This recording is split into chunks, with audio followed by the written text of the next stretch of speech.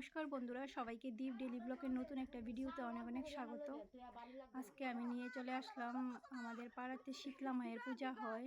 তো শীতলা মায়ের পূজাতে আমরা মাগতে বেরিয়েছি।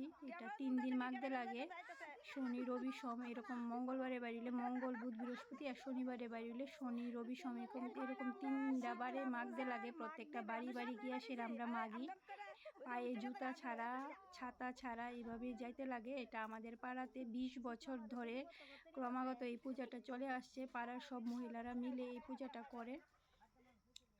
একজন মহিলাকে স্বপ্ন দেখাইছিল নাকি আমাদের পাড়াতে এরকম শীতলা মায়ের পূজা করার জন্য। তো এই পূজাটা এইভাবে ক্রমাগত চলে আসছে। তো দেখো, আমরা প্রত্যেকটা বাড়ি বাড়ি গিয়েছিলাম।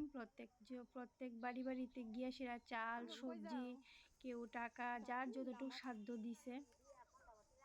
তো কার কার পাড়াতে এরকম শীতলা মায়ের পূজা হয় অবশ্যই কমেন্ট করে জানাইবা। আর এই দেখো, কুলা নিয়ে বাড়িতে লাগে। শীতলা মায়ের পূজার মেয়ে নিচে কুলাটা নিয়ে সেরেই যায় রাখতে লাগে। রাখা জোগাড় দিয়া আমরা যা দেয়, প্রত্যেক বাড়ি থেকেই চাল সবজি টাকা এরকম দিছে। তো কার কার পাড়াতে শীতলা মায়ের পূজা হয় অবশ্যই কমেন্ট করে জানাইবা। আর শীতলা মা কিন্তু খুব জাগ্রত একটা মাতা, খুবই নিয়ম নিষ্ঠা করে এই পূজাটা করা হয়। তো আমার এই ছোট্ট ভিডিওটা তোমাদের কেমন লাগছে অবশ্যই সবাই কমেন্ট করে জানাইও।